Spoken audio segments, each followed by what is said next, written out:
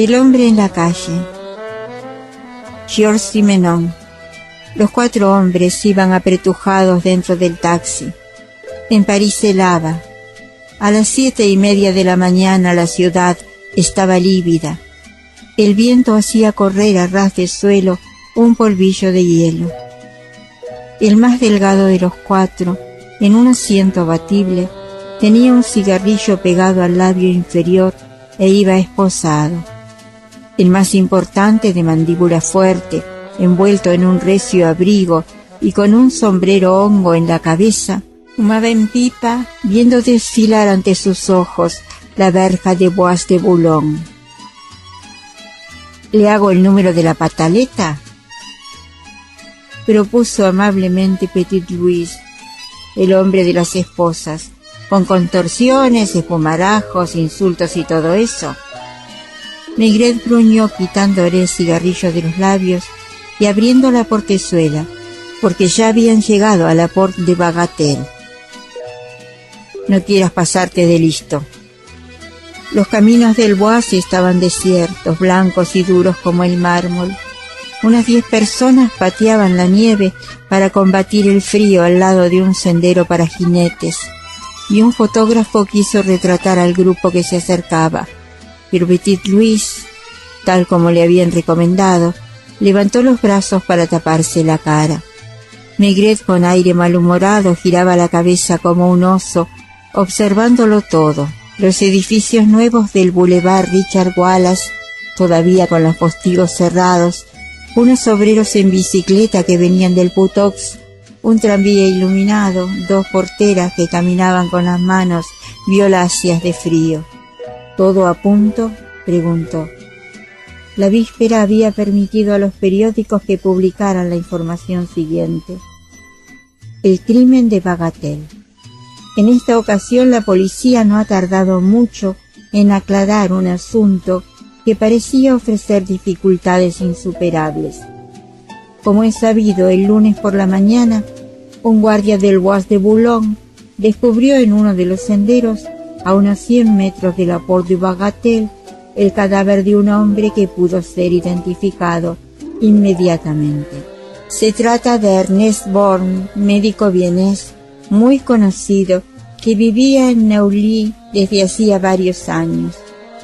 Borns vestía smoking. Alguien debió de atacarle en la noche del domingo al lunes, cuando volvía a su piso en el Boulevard Richard Wallace.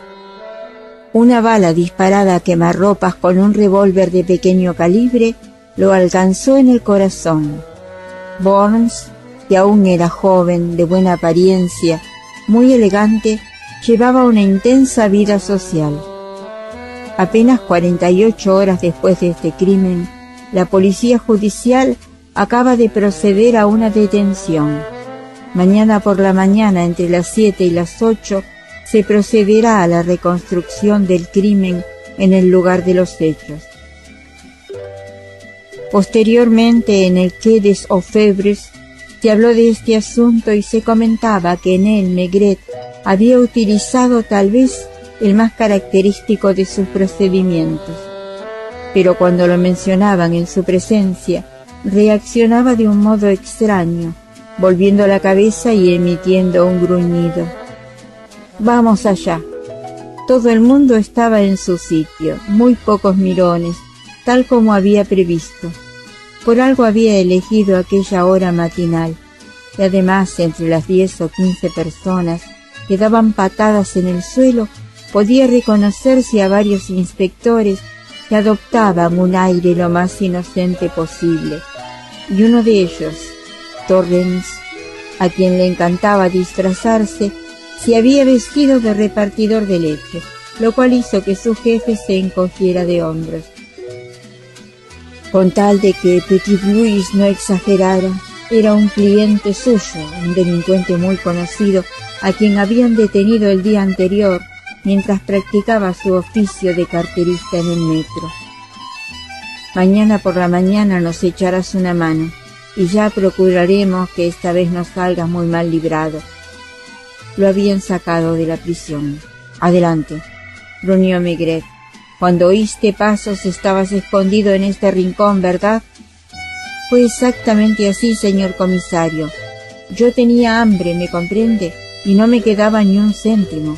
Entonces me dije que un tipo que volvía a su casa de smoking, seguro que llevaba la cartera repleta. La bolsa o la vida, le dije acercándome a él. Y le juro que no fue culpa mía si se me disparó. Supongo que fue el frío lo que hizo que el dedo apretara el gatillo. Las 11 de la mañana. Maigret recorría su despacho del Quai des Orfèvres a grandes zancadas. Fumaba una pipa tras otra. No cesaba de atender al teléfono. «Oiga, ¿es usted jefe? Soy Lucas. He seguido al viejo que parecía interesarse por la reconstrucción. Una pista falsa.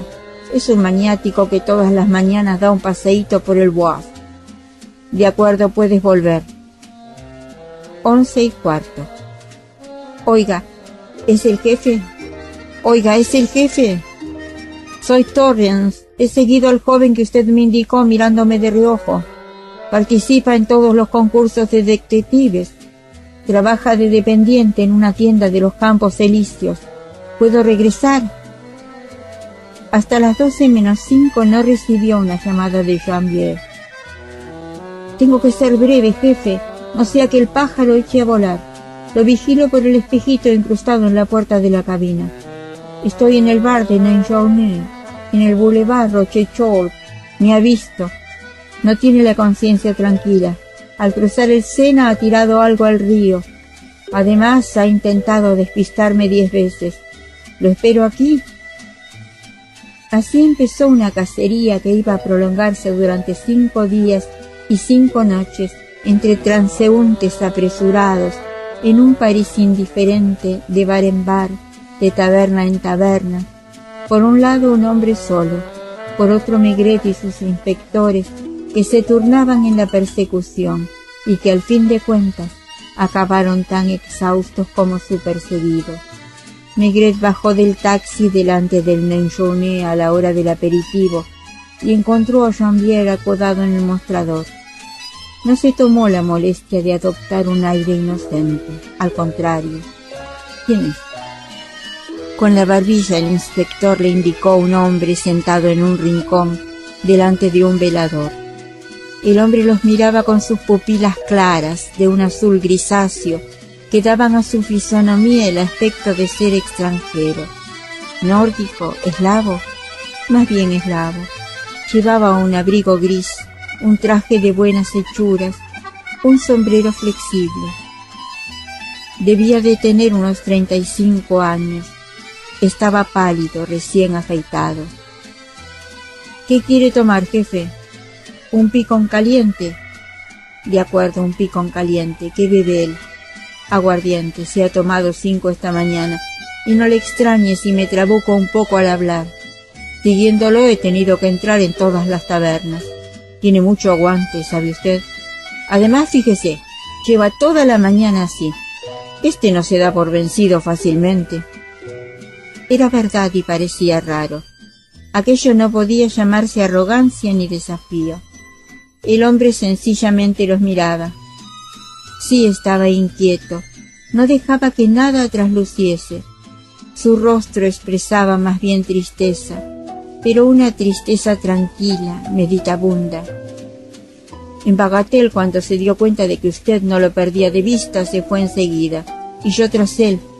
Aún no había andado 100 metros cuando ya había girado la cabeza. Entonces, en vez de salir del Bois, como parecía su intención, echó a andar a grandes zancadas por el primer sendero que encontró. Volvió la cabeza otra vez, me reconoció, se sentó en un banco a pesar del frío, y yo me paré a mi vez. Varias veces tuve la impresión de que quería dirigirme la palabra, pero acabó por alejarse encogiéndose de hombros. En la Porte Dauphine estuve a punto de perderlo porque tomó un taxi, pero tuve la suerte de encontrar otro casi al momento. Bajó en la Place de l'Opéra y se metió precipitadamente en el metro. Yo iba siguiéndolo, cambiamos 5 veces de línea, hasta que empezó a comprender que de esta manera no podría despistarme. Volvimos a subir a la superficie. Estábamos en la Place de Clichy. Desde entonces no hemos dejado de ir de bar en bar. Yo esperaba que entrara en un buen lugar con una cabina telefónica desde donde pudiera vigilarlo. Cuando me ha visto telefonear, ha hecho una mueca irónica y triste. Luego yo hubiera jurado que lo estaba esperando usted. Telefoné a casa que Lucas y Torrens se preparen para venir corriendo al primer aviso y que venga también un fotógrafo de identidad judicial con una cámara muy pequeña. Camarero, llamó el desconocido, ¿qué le debo? 3.50. Apostaría que es polaco, murmuró Maigret a Geneviève, en marcha. No fueron muy lejos. En la Place Blanchet, el hombre entró en un pequeño restaurante. Ellos lo siguieron y se sentaron a una mesa que estaba junto a la suya. Era un restaurante italiano y comieron pasta. A las 3 Lucas fue a relevar a Geneviève, cuando éste se hallaba con Maigret en una cervecería frente a la Gare du Nord. ¿Y el fotógrafo?, preguntó Maigret. Espero en la calle para sorprenderlo cuando salga. Y en efecto, cuando el polaco salió, después de haber leído los periódicos, un inspector se acercó rápidamente a él. A menos de 1 metro le hizo una foto. El hombre se llevó enseguida la mano a la cara, pero ya era demasiado tarde. Y entonces, demostrando que comprendía, dirigió a Maigret una mirada de reproche. «Amigo mío», monologaba el comisario, «tienes muy buenas razones para no llevarnos a tu domicilio. Pero si tú tienes paciencia, yo tengo tanta como tú». Al oscurecer había copos de nieve revoloteando por las calles, mientras el desconocido andaba, con las manos en los bolsillos, esperando la hora de acostarse. «Lo relevo durante la noche, jefe», propuso Lucas. «No, prefiero que te ocupes de la fotografía. En primer lugar, consulta el fichero. Luego investiga en los ambientes extranjeros. Este tipo conoce París. Seguro que hace tiempo que vive aquí. Alguien ha de conocerlo. ¿Y si publicásemos su foto en los periódicos?» Maigret miró a su subordinado con desdén. O sea que Lucas, que trabajaba con él desde hacía tantos años, aún no comprendía. ¿Acaso la policía tenía un solo indicio? Nada, ni un testimonio. Matan a un hombre de noche en el Bois de Boulogne. No se encuentra el arma ni una huella. El doctor Burns vive solo y su único sirviente ignora dónde fue la víspera. Haz lo que te digo, largo. A las 12 de la noche, por fin el hombre se decidió a cruzar el umbral de un hotel. Maigret le seguía los pasos.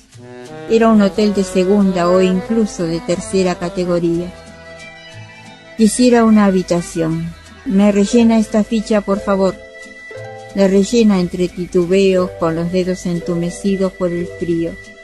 Mira a Maigret de arriba abajo como diciéndole: «Si cree que me importa que me esté mirando, escribiré lo que me dé la gana». Todo falso, evidentemente. Maigret telefonía a la policía judicial. Se revisan los expedientes de los pisos amueblados, los registros de extranjeros. Llaman a los puestos fronterizos. No existe ningún Nicolás Slatkovic. «¿Usted también desea una habitación?», pregunta el dueño con una mueca, porque ya se huele que está ante un policía. «No, gracias, pasaré la noche en la escalera». Es más seguro. Se sienta en un peldaño delante de la puerta de la habitación número 7. Por 2 veces esta puerta se abre.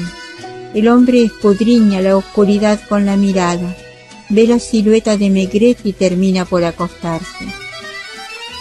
Por la mañana la barba le ha crecido, tiene las mejillas rasposas, no ha podido cambiarse de ropa, ni siquiera tiene peine y lleva el pelo alborotado. Lucas acaba de llegar. «¿Lo relevo, jefe?» Maigret no se resigna a dejar a su desconocido. Lo ha visto pagar la habitación, lo ha visto palidecer y adivina lo que pasa. En efecto, poco después, en un bar en el que toman, por así decirlo, codo con codo un café con leche y unos croissants, el hombre, sin ocultarlo lo más mínimo, cuenta el dinero que le queda. Un billete de 100 francos, 2 monedas de 20, una de 10 y menudo. Sus labios se estiran en una mueca de contrariedad. Bueno, cuando llegó al Bois de Boulogne acababa de salir de su casa, porque iba recién afeitado, sin una mota de polvo, sin una arruga en el traje. Tenía intención de volver al cabo de poco. Ni siquiera se preocupó por el dinero que llevaba encima.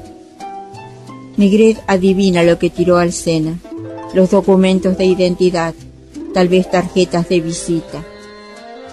Quiere evitar a toda costa que se descubra dónde vive. Y el callejeo típico de los que no tienen techo vuelve a empezar, con paradas delante de las tiendas, de los puestos de vendedores ambulantes o en los bares, en los que tiene que entrar de vez en cuando, aunque solo sea para sentarse, sobre todo porque en la calle hace frío, o para leer los periódicos. 150 francos. Al mediodía nada de restaurantes. El hombre se conforma con huevos duros que come de pie ante un mostrador y una cerveza, mientras Maigret engulle unos bocadillos. El otro duda mucho antes de entrar en un cine. Dentro del bolsillo su mano juega con las monedas. Hay que resistir todo el tiempo posible. El hombre anda y anda. Por cierto, hay un detalle que llama la atención de Maigret. En su agotadora caminata el hombre recorre siempre determinados barrios, de la Trinité a la Place Clichy, de la Place Clichy a Barbès, pasando por la Rue de Calur, de Barbès a la Gare du Nord y a la Rue Lafayette. Tiene tanto miedo de que lo reconozcan. Seguramente elige los barrios más alejados de su casa o de su hotel, los que suele frecuentar. Vive en Montparnasse, como tantos extranjeros, en los alrededores del Panteón. La ropa que usa indica una posición media. Son prendas cómodas, sobrias, de buena hechura, sin duda una profesión liberal. Lleva alianza, o sea que está casado. Maigret ha tenido que resignarse a ceder su lugar a Torrens. Pasa rápidamente por su casa. Madame Maigret está contrariada.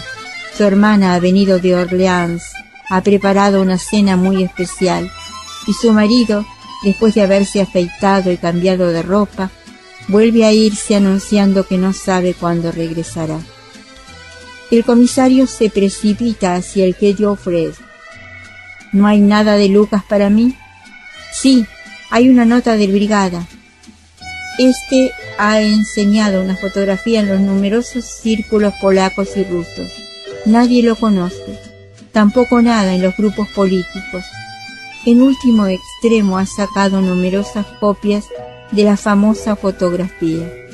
En todos los barrios de París hay agentes que van de puerta en puerta, de portería en portería, mostrando la foto a los dueños de los bares y a los camareros. Oiga, ¿el comisario Maigret? Soy una acomodadora del cine Actualité, en el boulevard de Strasbourg. Hay aquí un señor, Monsieur Torrens, que me ha dicho que lo telefoné a usted para decirle que está aquí, pero que no se atreve a salir de la sala.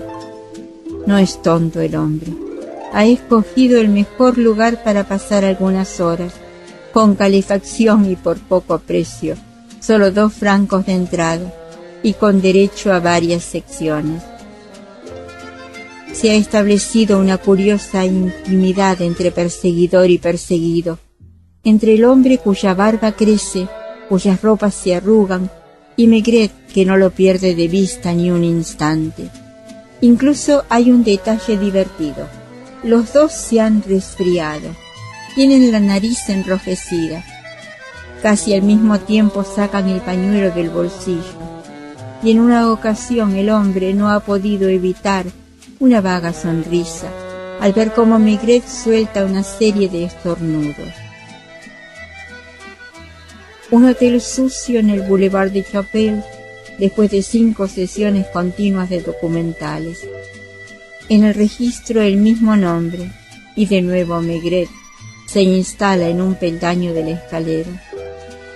Pero como es una casa de citas, cada 10 minutos tiene que apartarse para dejar pasar a parejas que lo miran con extrañeza, y las mujeres se quedan intranquilas. Cuando se le acaben los recursos, cuando los nervios ya no resistan más, ¿se decidirá a volver a su casa? En una cervecería en la que el otro se queda bastante rato y se quita el abrigo gris, Maigret no vacila en tomar la prenda y mirar el interior del cuello. El abrigo se compró en el All England, en el Boulevard des Italiens. Es de confección, y la casa debió de vender docenas de abrigos parecidos. Sin embargo, hay un indicio. Es del invierno anterior. Así pues, el desconocido lleva en París por lo menos un año. Y en el curso de un año seguro que ha tenido que recalar en algún lugar. Maigret se dedica a tomar ponches para matar el resfriado. El otro va soltando el dinero con cuentagotas. Toma cafés, pero sin añadirles licor. Se alimenta de croissants y de huevos duros. Las noticias de casa son siempre las mismas, nada nuevo. Nadie reconoce la fotografía del polaco. No se ha denunciado ninguna desaparición. Por lo que respecta al muerto, tampoco nada. Tenía un consultorio importante, se ganaba muy bien la vida, no se metía en política, salía mucho y, como se ocupaba sobre todo de enfermedades nerviosas, entre sus pacientes abundaban las mujeres. Era una experiencia que Maigret aún no había tenido ocasión de llevar hasta el final. ¿En cuánto tiempo un hombre bien educado, aseado, bien vestido, pierde su barniz exterior cuando tiene que vagabundear por la calle? 4 días, ahora lo sabía. Primero la barba, la primera mañana, el hombre parecía un abogado o un médico, un arquitecto, un industrial. Uno se lo imaginaba saliendo de un confortable piso. Una barba de 4 días lo ha transformado hasta el punto de que si hubiese publicado su retrato en los periódicos, evocando el caso de Bois de Boulogne, la gente hubiera dicho, se ve a la legua que tiene cara de asesino. Por el frío y el dormir mal se le había enrojecido el borde de los párpados y el resfriado le ponía un toque de fiebre en los pómulos. Los zapatos, que habían dejado de estar lustrosos, comenzaban a deformarse. El abrigo empezaba a ajarse y sus pantalones tenían rodilleras. Incluso se le notaba en la manera de andar. Ya no andaba de la misma forma. Iba pegado a las paredes. Bajaba la vista cuando los transeúntes lo miraban. Un detalle más. Volvía la cabeza al pasar ante un restaurante donde había clientes instalados a las mesas ante copiosos platos. Tus últimos 20 francos, amigo mío, calculaba Maigret. Y después, Lucas, Torrens y Janvier lo relevaban de vez en cuando, pero él les cedía su lugar con la menor frecuencia posible. Entraba en el Quai des Orfèvres como un huracán, veía al jefe. Sería mejor que descansara Maigret. Un Maigret huraño, susceptible, como si estuviera dominado por sentimientos contradictorios, contestaba: mi deber es descubrir al asesino, ¿no? Evidentemente. Pues en marcha. Suspiraba con una especie de rencor en la voz. Me pregunto dónde dormirá esta noche. Los últimos 20 francos. Menos aún. Cuando se reunió con Torrens, este le dijo que el hombre había comido 3 huevos duros y tomado 2 cafés con licor en un bar de la esquina de la Rue Montmartre. 8 francos con 50. Le quedaban 11 francos con 50. Lo admiraba. El otro no solo no se escondía, sino que andaba a su misma altura, y a veces a su lado, y tenía que contenerse para no dirigirle la palabra. Vamos a ver, hombre, ¿no crees que ya sería hora de que empezases a cantar? En algún lugar te espera una casa con calefacción, una cama, unas zapatillas, una navaja de afeitar, ¿verdad? Y una buena cena.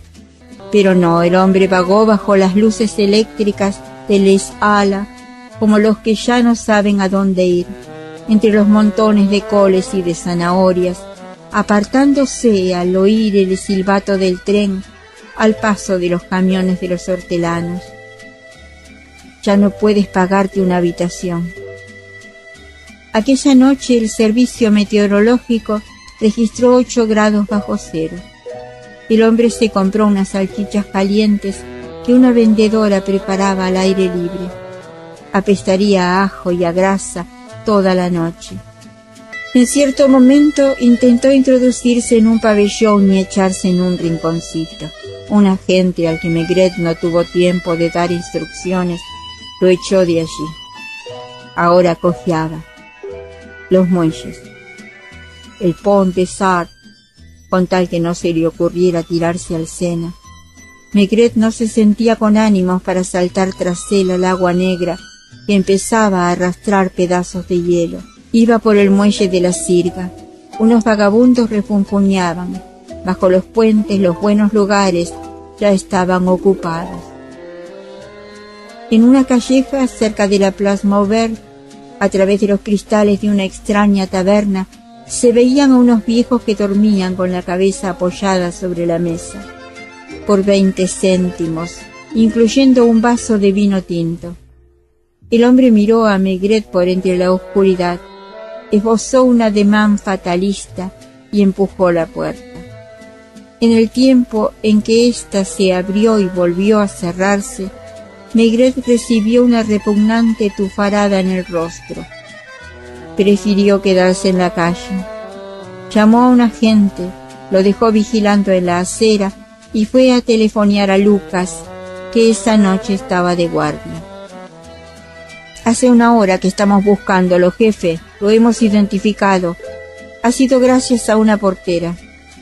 El tipo se llama Stefan Strevsky, arquitecto, 34 años, nacido en Varsovia, instalado en Francia desde hace 3 años. Trabaja con un decorador del Faubourg Saint-Honoré. Está casado con una húngara, una mujer guapísima que se llama Dora. Vive en Passy, Rue de la Pompe, en un piso por el que paga 12.000 francos de alquiler. Nada de política. La portera nunca vio a la víctima. Stefan salió de su casa el lunes por la mañana, más temprano de lo que solía. Ella se sorprendió al ver que no regresaba, pero dejó de preocuparse al ver que... ¿Qué hora es? Las 3:30, aquí estoy solo. Me he hecho subir cerveza, pero está muy fría. Óyeme bien, Lucas. ¿Irás? Sí, ya lo sé. Es demasiado tarde para los de la mañana, pero en los de la tarde. ¿Lo has entendido? Aquella mañana el hombre llevaba pegado a su ropa un sordo olor a miseria. Los ojos más hundidos, la mirada que dirigió a Maigret en la pálida mañana, contenía el más patético de los reproches. No lo habían conducido poco a poco, pero a una velocidad que no dejaba de ser vertiginosa hasta lo más bajo del escalafón. Se levantó el cuello del abrigo, no salió del barrio, con mal sabor de boca se metió en una taberna que acababa de abrir y se bebió una tras otra 4 copas como para arrancarse el espantoso regusto que aquella noche le había dejado en la garganta y en el pecho. ¿Qué más daba? Ahora ya no le quedaba nada. Solo podía echar a andar recorriendo calles que el hielo había vuelto resbaladizas. Debía de tener agujetas. Cojeaba de la pierna izquierda. De vez en cuando se detenía y miraba a su alrededor con desesperación. Como ya no entraba en ningún café donde hubiera teléfono a Maigret, le era imposible hacer que lo relevaran. Otra vez los muelles, y ese gesto maquinal del hombre que revuelve entre los libros de Lance, pasando las páginas, a veces asegurándose de la autenticidad de un grabado o de una estampa. Un viento helado barría el Sena. El agua tintineaba en la proa de las chalanas en movimiento, porque los pedacitos de hielo entrechocaban, como si fueran lentejuelas. Desde lejos Maigret vio el edificio de la policía judicial, la ventana de su despacho. Su cuñada ya había regresado a Orleans, con tal de que Lucas no sabía aún que aquella atroz investigación se convertiría en clásica y que generaciones de inspectores repetirían sus detalles a los novatos. Era una tontería, pero por encima de todo lo conmovía un detalle ridículo. El hombre tenía un grano en la frente, un grano que, fijándose bien, seguramente era un forúnculo, de un color que iba pasando de rojo a morado. Con tal de que Lucas... A las 12 el hombre, que decididamente conocía muy bien París, se dirigió hacia donde repartían la sopa popular, al final del Boulevard Saint-Germain, y se puso en la fila de andrajosos. Un viejo le dirigió la palabra, pero él fingió no entenderlo. Entonces otro, con la cara picada de viruela, le habló en ruso. Maigret cruzó a la acera de enfrente, vaciló. Se vio obligado a comer unos bocadillos en una taberna y volvió la espalda a medias para que el otro, a través de los cristales, no lo viera comer. Aquellos pobres diablos avanzaban lentamente. Entraban en grupos de 4 o de 6 en la sala donde les servían escudillas de sopa caliente. La cola se alargaba. De vez en cuando los de atrás se empujaban y algunos dejaban oír protestas. La 1. Un chiquillo apareció en el extremo de la calle. Corría adelantando el cuerpo. ¡Le entran! Tampoco él quería perder tiempo. Sabía desde lejos que transeúntes comprarían el periódico. No hizo el menor caso de la hilera de mendigos. ¡Le entran! Humildemente el hombre alzó la mano y dijo: ¡Eh! Los demás lo miraron. O sea que aún tenía algunos céntimos para comprarse un periódico. Maigret también llamó al vendedor. Desplegó la hoja y, aliviado, encontró en la primera página lo que buscaba. La fotografía de una mujer joven, bella, sonriente. Inquietante desaparición. Se nos comunica que desde hace 4 días ha desaparecido una joven polaca, Madame Dora Strewski, que no ha vuelto a su domicilio, en Patsy, Rex de la Pompée número 17. A ello se añade el significativo hecho de que el marido de la desaparecida, Monsieur Stefan Strewski, también desapareció de su domicilio la víspera, es decir, el lunes, y la portera, que ha avisado a la policía, declara: al hombre solo le faltaban por recorrer 5 o 6 metros en la fila que lo arrastraba, para tener derecho a su escudilla de sopa humeante. En ese momento salió de la cola, cruzó la calzada, donde estuvo a punto de que lo atropellara un autobús, y llegó a la otra acera para encontrarse justo ante Maigret. Estoy a su disposición, se limitó a decir el hombre. Lo acompaño a donde usted quiera. Contestaré todas sus preguntas. Estaban todos en el pasillo de la policía judicial. Lucas, Geneviève, Torrens, además de otros que no habían intervenido en el caso pero que estaban al corriente. Al pasar, Lucas le hizo una señal a Maigret que quería decir: asunto resuelto. Una puerta que se abre y que vuelve a cerrarse. Cerveza y bocadillos encima de la mesa. Antes que nada, coma un poco. Se siente incómodo, no consigue tragar. Por fin el hombre habla, ya que ella se ha ido y está a salvo. Maigret pareció sentir la necesidad de atizar la estufa.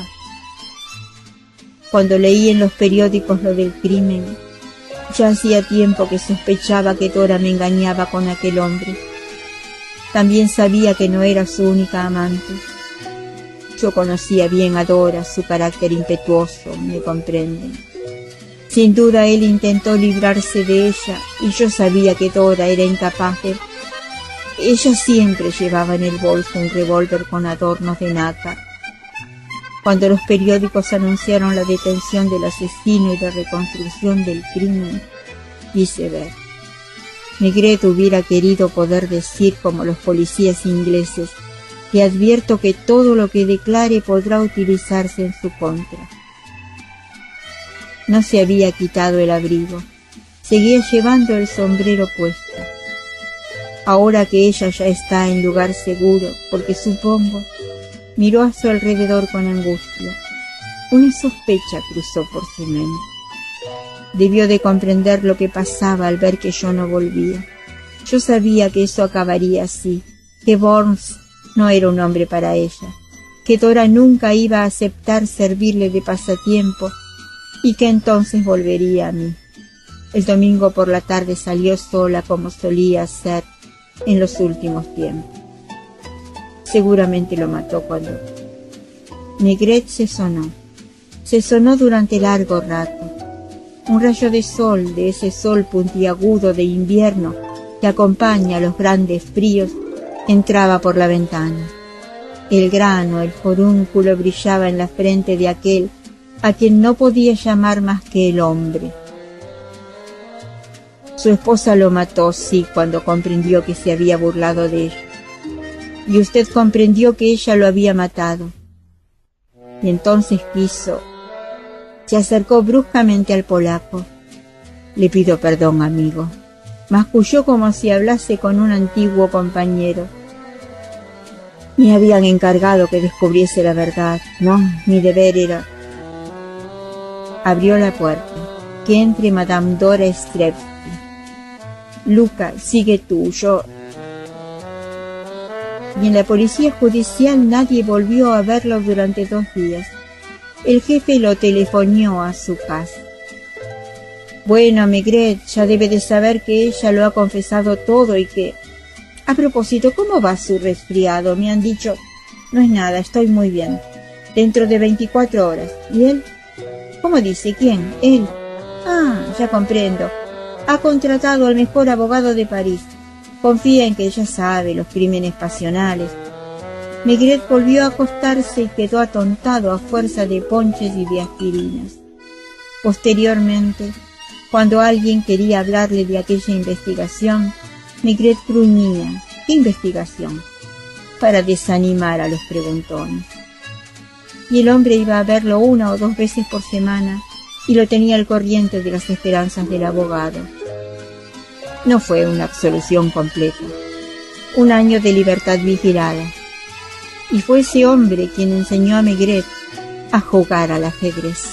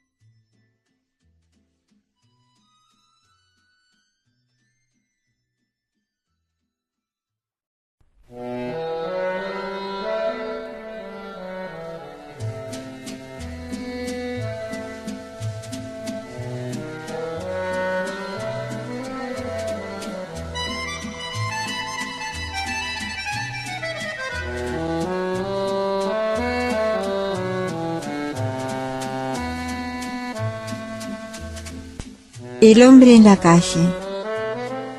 Georges Simenon. Los 4 hombres iban apretujados dentro del taxi. En París helaba. A las 7:30 de la mañana la ciudad estaba lívida. El viento hacía correr a ras de suelo un polvillo de hielo. El más delgado de los 4, en un asiento abatible, tenía un cigarrillo pegado al labio inferior e iba esposado. El más importante, de mandíbula fuerte, envuelto en un recio abrigo y con un sombrero hongo en la cabeza, fumaba en pipa, viendo desfilar ante sus ojos la verja de Bois de Boulogne.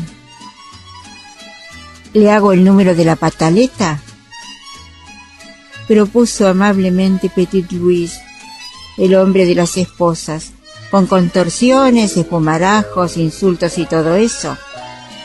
Maigret gruñó, quitándole el cigarrillo de los labios y abriendo la portezuela, porque ya habían llegado a la Porte de Bagatelle. No quieras pasarte de listo. Los caminos del Bois estaban desiertos, blancos y duros como el mármol. Unas 10 personas pateaban la nieve para combatir el frío al lado de un sendero para jinetes, y un fotógrafo quiso retratar al grupo que se acercaba, pero Petit Louis, tal como le habían recomendado, levantó los brazos para taparse la cara. Maigret, con aire malhumorado, giraba la cabeza como un oso, observándolo todo. Los edificios nuevos del Boulevard Richard Wallace, todavía con los postigos cerrados, unos obreros en bicicleta que venían del Putox, un tranvía iluminado, 2 porteras que caminaban con las manos violáceas de frío. ¿Todo a punto?, preguntó.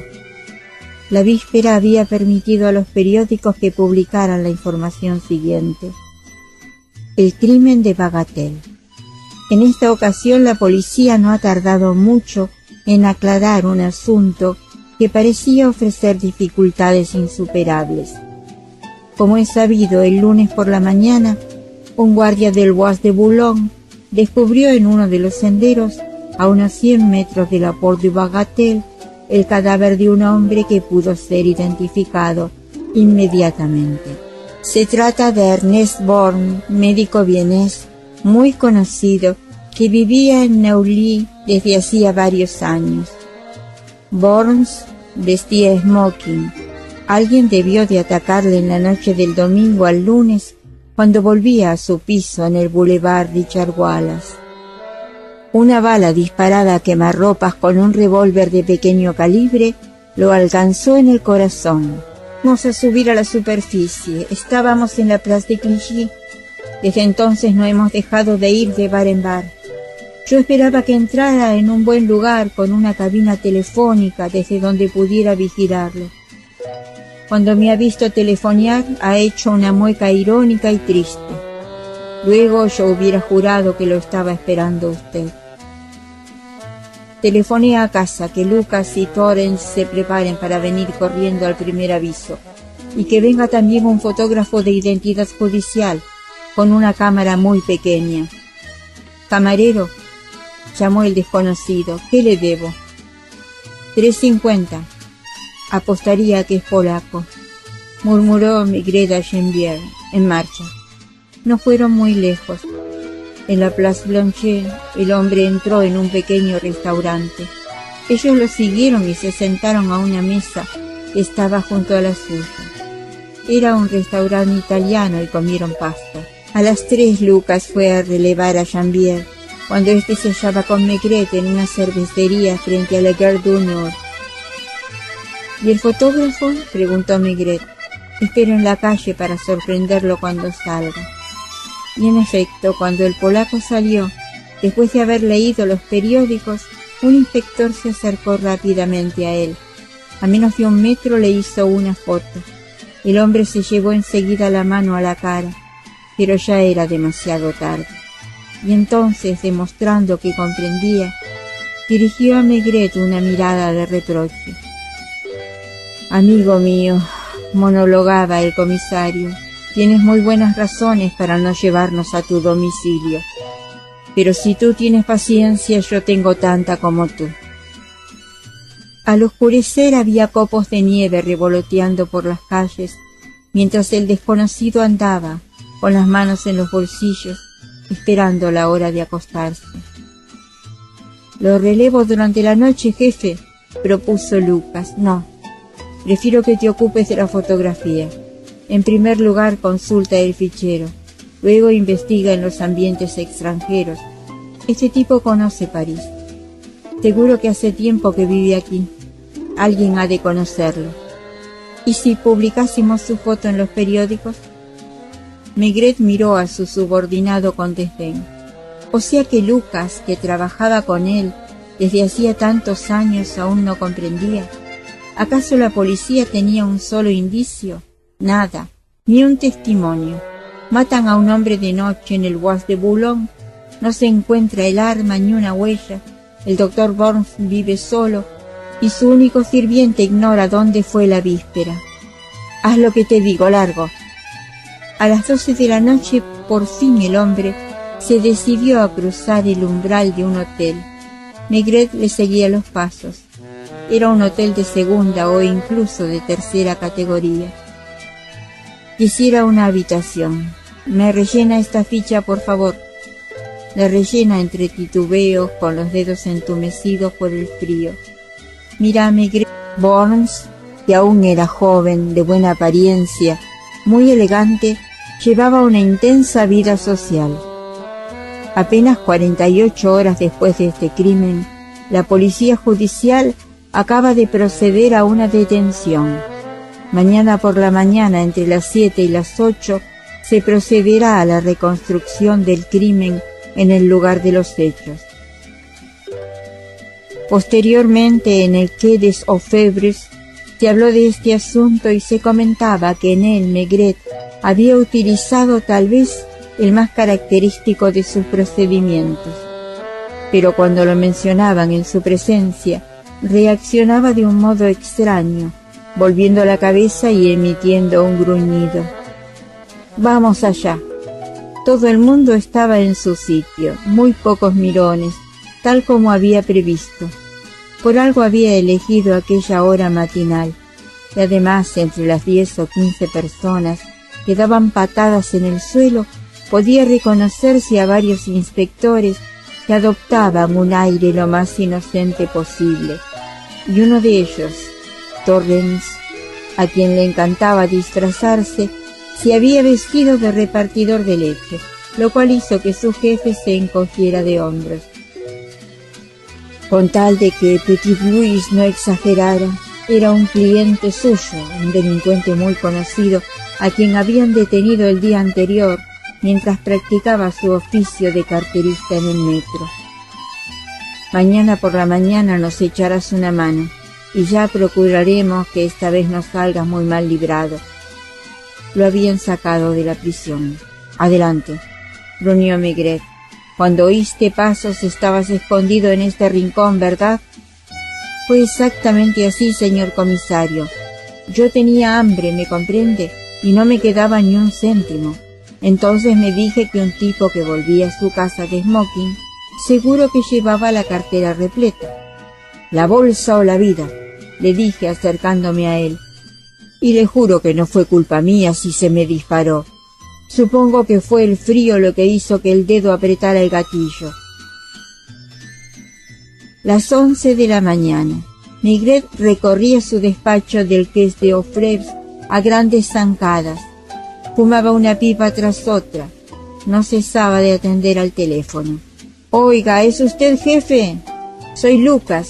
He seguido al viejo que parecía interesarse por la reconstrucción. Una pista falsa. Es un maniático que todas las mañanas da un paseíto por el Bois. De acuerdo, puedes volver». 11:15. «Oiga, ¿es el jefe? Oiga, ¿es el jefe? Soy Torrens. He seguido al joven que usted me indicó mirándome de reojo. Participa en todos los concursos de detectives. Trabaja de dependiente en una tienda de los Campos Elíseos. ¿Puedo regresar?»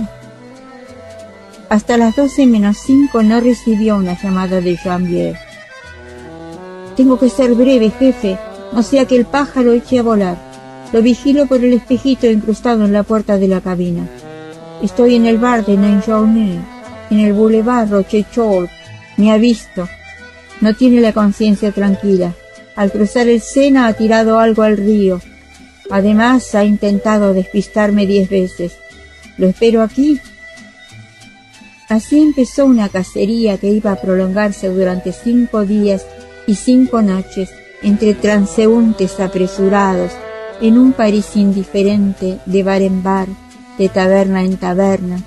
Por un lado un hombre solo, por otro Maigret y sus inspectores, que se turnaban en la persecución y que al fin de cuentas acabaron tan exhaustos como su perseguido.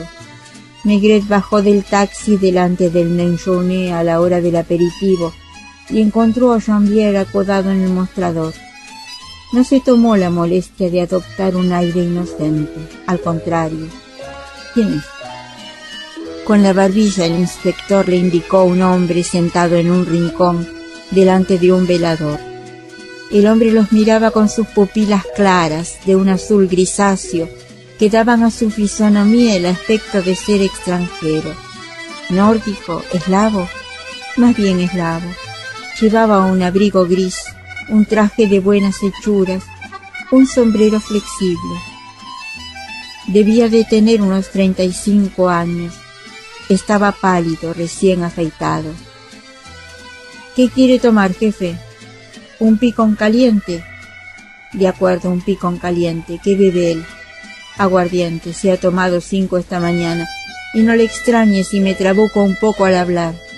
Siguiéndolo he tenido que entrar en todas las tabernas. Tiene mucho aguante, ¿sabe usted? Además, fíjese, lleva toda la mañana así. Este no se da por vencido fácilmente». Era verdad y parecía raro. Aquello no podía llamarse arrogancia ni desafío. El hombre sencillamente los miraba. Sí, estaba inquieto. No dejaba que nada trasluciese. Su rostro expresaba más bien tristeza, pero una tristeza tranquila, meditabunda. En Bagatelle, cuando se dio cuenta de que usted no lo perdía de vista, se fue enseguida, y yo tras él. Aún no había andado 100 metros cuando ya había girado la cabeza. Entonces, en vez de salir del Bois, como parecía su intención, Echó a andar a grandes zancadas por el primer sendero que encontró. Volvió la cabeza otra vez, me reconoció, se sentó en un banco a pesar del frío, y yo me paré a mi vez. Varias veces tuve la impresión de que quería dirigirme la palabra, pero acabó por alejarse encogiéndose de hombros. En la Porte du Dauphine estuve a punto de perderlo porque tomó un taxi, pero tuve la suerte de encontrar otro casi al momento. Bajó en la Place de l'Opéra y se metió precipitadamente en el metro. Yo iba siguiéndolo, cambiamos 5 veces de línea, hasta que empezó a comprender que de esta manera no podría despistarme. Volví de arriba abajo como diciéndole: si cree que me importa que me esté mirando, escribiré lo que me dé la gana. Todo falso, evidentemente. Maigret telefonía a la policía judicial. Se revisan los expedientes de los pisos amueblados, los registros de extranjeros. Llaman a los puestos fronterizos. No existe ningún Nicolás Slatkovic. ¿Usted también desea una habitación?, pregunta el dueño con una mueca, porque ya se huele que está ante un policía. No, gracias, pasaré la noche en la escalera. Es más seguro. Se sienta en un peldaño delante de la puerta de la habitación número 7. Por 2 veces esta puerta se abre. El hombre escudriña la oscuridad con la mirada, ve la silueta de Maigret y termina por acostarse. Por la mañana la barba le ha crecido, tiene las mejillas rasposas, no ha podido cambiarse de ropa, ni siquiera tiene peine y lleva el pelo alborotado. Lucas acaba de llegar. ¿Lo relevo, jefe? Maigret no se resigna a dejar a su desconocido. Lo ha visto pagar la habitación, lo ha visto palidecer y adivina lo que pasa. En efecto, poco después, en un bar en el que toman, por así decirlo, codo con codo un café con leche y unos croissants, el hombre, sin ocultarlo lo más mínimo, cuenta el dinero que le queda. Un billete de 100 francos, 2 monedas de 20, una de 10 y menudo. Sus labios se estiran en una mueca de contrariedad. Bueno, cuando llegó al Bois de Boulogne acababa de salir de su casa, porque iba recién afeitado, sin una mota de polvo, sin una arruga en el traje. Tenía intención de volver al cabo de poco. Ni siquiera se preocupó por el dinero que llevaba encima. Maigret adivina lo que tiró al Sena: los documentos de identidad, tal vez tarjetas de visita. Quiere evitar a toda costa que se descubra dónde vive. Y el callejeo típico de los que no tienen techo vuelve a empezar, con paradas delante de las tiendas, de los puestos de vendedores ambulantes o en los bares, en los que tiene que entrar de vez en cuando, aunque solo sea para sentarse, sobre todo porque en la calle hace frío, o para leer los periódicos. 150 francos. Al mediodía nada de restaurantes. El hombre se conforma con huevos duros que come de pie ante un mostrador y una cerveza, mientras Maigret engulle unos bocadillos. El otro duda mucho antes de entrar en un cine. Dentro del bolsillo su mano juega con las monedas. Hay que resistir todo el tiempo posible. El hombre anda y anda. Por cierto, hay un detalle que llama la atención de Maigret. En su agotadora caminata el hombre recorre siempre determinados barrios, de la Trinité